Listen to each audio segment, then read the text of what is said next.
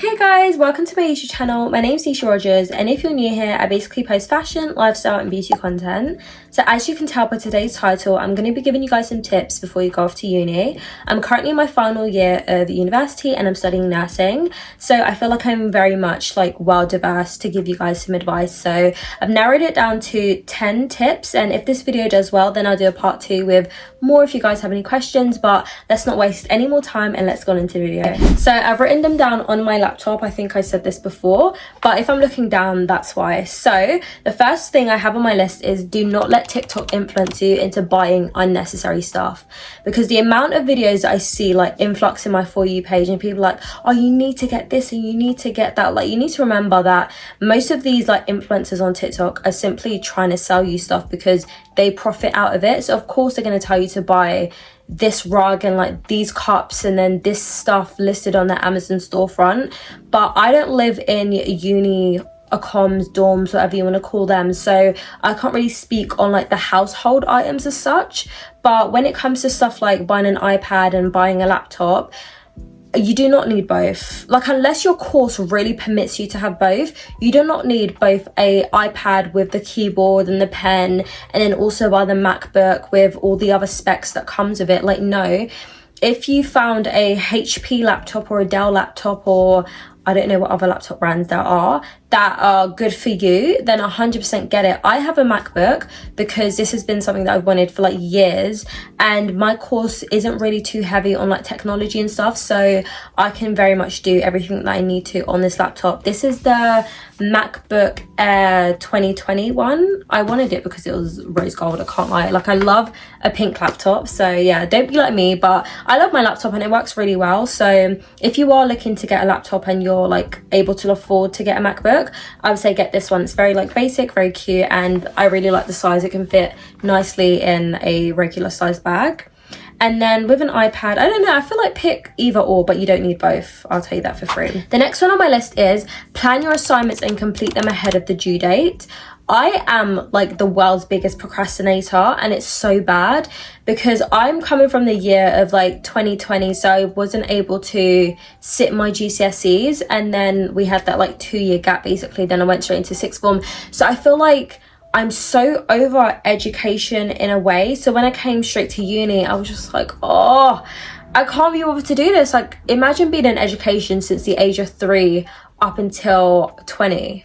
It's a lot on a person. So I don't blame people that decide to take gap years, because honestly, do what's best for your mental health. But yeah, when it comes to assignments, plan them ahead of time. Literally, if you get an assignment today, sit down, literally even take just an hour out of your day and be okay, this is exactly how I'm going to do it. Because normally your universities will give you enough time to complete your assignment. So let's say you have a month to do it, and you're okay, I work on these days and I have lectures on this day, or if I'm at placement on these days that I'm off of, these days that I'm free, or if I have an hour that I can spare out the day, I'm going to do little by little every day, so that you're not doing it all the night before. And it's easier said than done, because trust me, I've done multiple assignments the night before, even some on the day, which is not good, because I feel in a way you're not able to showcase your real potential. Because I would say I'm quite an academic person. I don't enjoy school, but I'm not bad at it either. So I feel if I could go back in time,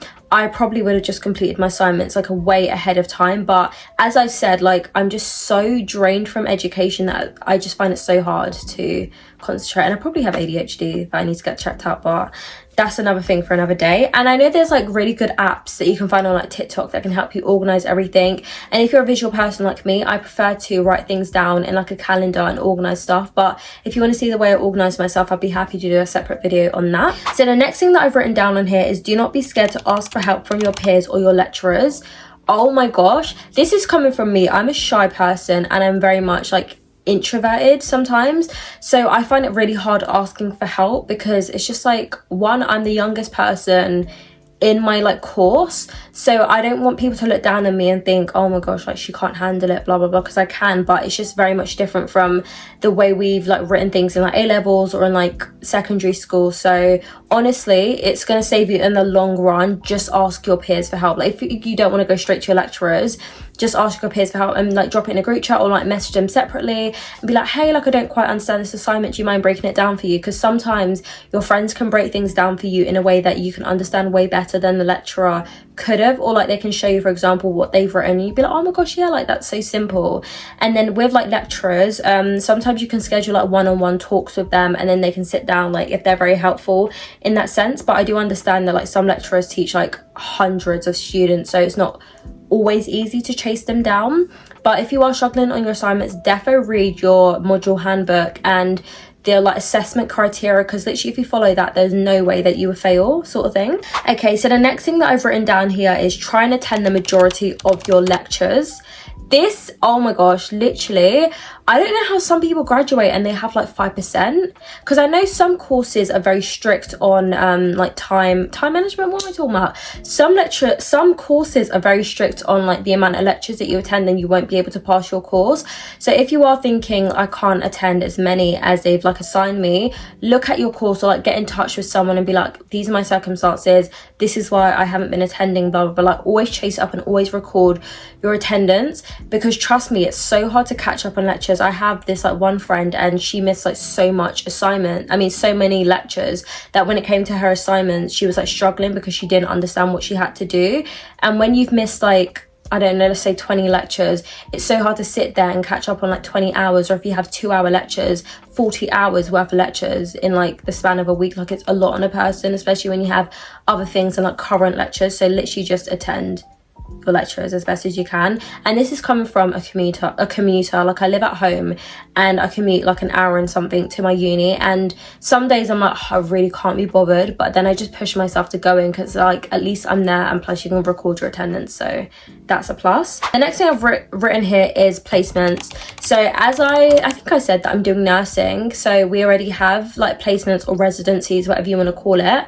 But if your course doesn't offer you one, defo get yourself a placement somewhere, even if it's for a couple of weeks, a couple of days, like a year, something like that. Do a placement year, because it's really going to help you as soon as you graduate. Because imagine like everyone's let's say you've done law, everyone's done law, everyone's got a first in that law, but what's going to set you apart from those other graduates is that you've done a placement year and like you've helped out, you've volunteered, and you've done all this extra work that's going to boost you, because they're like, oh yeah, like I'd rather hire them because we don't really have to do that much we don't have to train them as much as we would for someone that has no experience. So it's just great. And plus I feel like it really helps you put your like it really helps you put like your learning into practice, because you're like, okay, like this is what I learned. And that's the thing that I find about nursing, because you can like write things down and you can know it off by heart, but until you're in a situation where you have to deal with a patient or you have to deal with a client or whoever you're dealing with, it's completely different. So 100% get yourself a placement.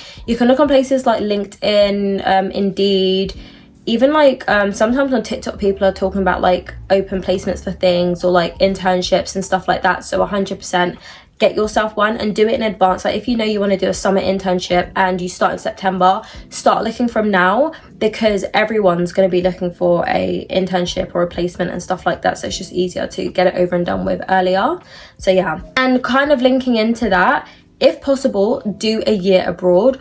I wish that my course allowed me to do so, because the field of nursing that I'm doing, which is learning disability nursing, it's not offered in like places like the US. So for me to do a placement year abroad, it's just not really possible.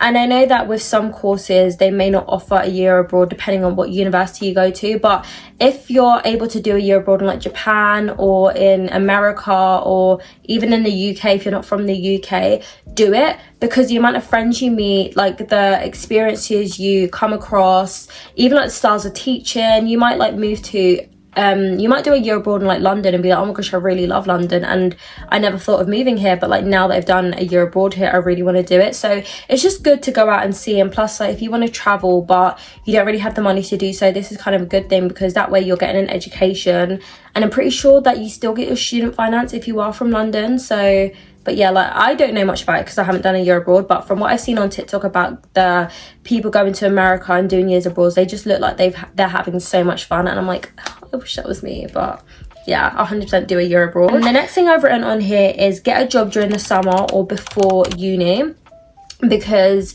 especially if you're like moving out into your own student accoms, and if your student finance doesn't cover your accom, you're literally going to be stranded. And loads of people like complain about like struggle meals or can't afford X, Y and Z, so it's just good. And plus, even with let's say your student finance is delayed or anything, it's just good to have emergency money in your pocket. So if you finished your A-levels at the moment and you know that you have like I think you have 3 months off, because I finished my A-levels in June, so you have like June, July, August, so yeah, literally 3 months off. Or if you start in October, you have like 4 months to prepare yourself, and you can get yourself a part-time job if you don't want to work full-time.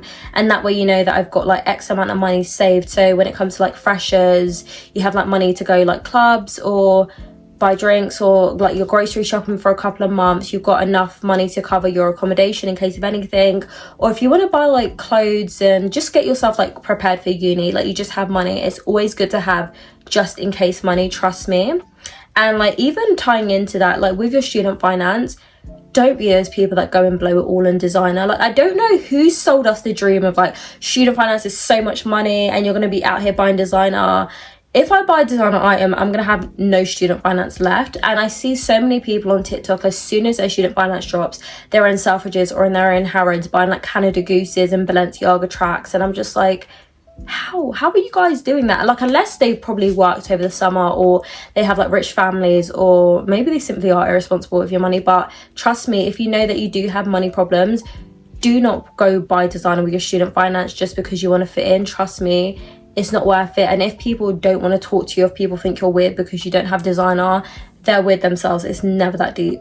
And the next thing I've written on here is like the whole friends thing. So because I don't live on campus and I'm a commuter, it is hard to make friends. Like, it's obviously different if you're living on campus, because I have some friends that live on their uni campuses, and they've obviously made friends because the people that you like share your flat with, or the people that just live in your building, like you're obviously going to come across each other like one way or another, and then you're going to start communicating.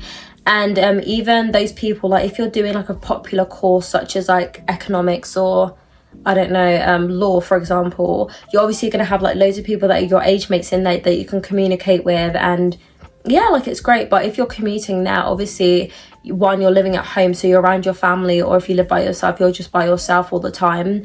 And even with me, for example, in my course, I'm the youngest person, and it's not a popular course, so there's not loads of people that are my age in there, so it kind of is hard to make friends. Like, obviously I'm in my final year now, so I'm like good friends with everyone on my course, but still it would be nice to have like more friends. But if you don't have friends at uni, honestly, it's not the end of the world, and don't let anyone try and make you feel weird about that. But I feel like I'm so used to being by myself that it's not really a thing that like I cry over, that like, oh my gosh, I don't really have any friends and blah blah blah, because I don't know, it's just something that you deal with. Like, you see when your parents are like to you, oh, but you come to school to learn, not to make friends, and you're like, yeah mom, blah blah blah, why are you saying that? It's actually so true. Like, you actually are coming to uni to get your degree, and if you're going home, like go straight home, because yeah, so if you haven't made friends, it's not the end of the world. And I feel like I can happily say this, it may be different for someone else, because I have such good friends outside of uni, and I'm still close to the people that I've known since like year 7. So I have a good friendship foundation already. And I understand it would be different if you were coming from like having like no friends in secondary school, and then now you can't make friends in uni. It's obviously going to make you feel a type of way. But if that is the case, then you can join like clubs or sororities if you are in the US, or like even when you get like part-time jobs like around your uni area, then you can like make friends that way. Or like even going out for like freshers, I know you're not going to be friends with the people that you meet at freshers forever, but you know, like you might have that like one odd person, or even joining uni group chats before starting uni, and just socializing as much as you can will just help you. And sometimes putting yourself out there actually works. And again, this is coming from an introvert, but sometimes initiate the first conversation, and you never know where it could lead you. The thing that I've written on here is do not compare yourself to others. And I mean this in a sense of, let's say for example, you've done your first year and you failed it, but your friends are progressing on to the second year. honestly, do not look at yourself and be like, oh my gosh, I'm such a failure, like I'm never going to amount to anything and blah blah blah, because I'm a strong believer in everything happens for a reason and everyone's journey is so different. So just because you failed your first year does not mean that you're not going to graduate in X amount of years time with your degree. And you never know, like this could be like a learning curve. Like you'll be like, okay, like I know that I was prioritizing partying over studying, so this time around I'm going to reapply again, I'm going to do my first year again, I'm going to put in the work, and I'm not going to make the same mistakes. And moving forward, you will be able to progress to your second year, your third year. And the last thing I'm going to say before I sign this video off is prioritize your mental health.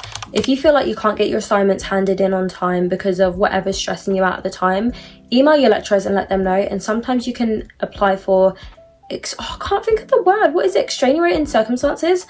Something circumstances, which basically you're allowed an extension on your assignments, then do so. Or if it's really bad and you feel like you need to take some time off uni, take a gap year. Take a gap year, recuperate, come back and get your degree done, because you're literally not in competition with anyone but yourself.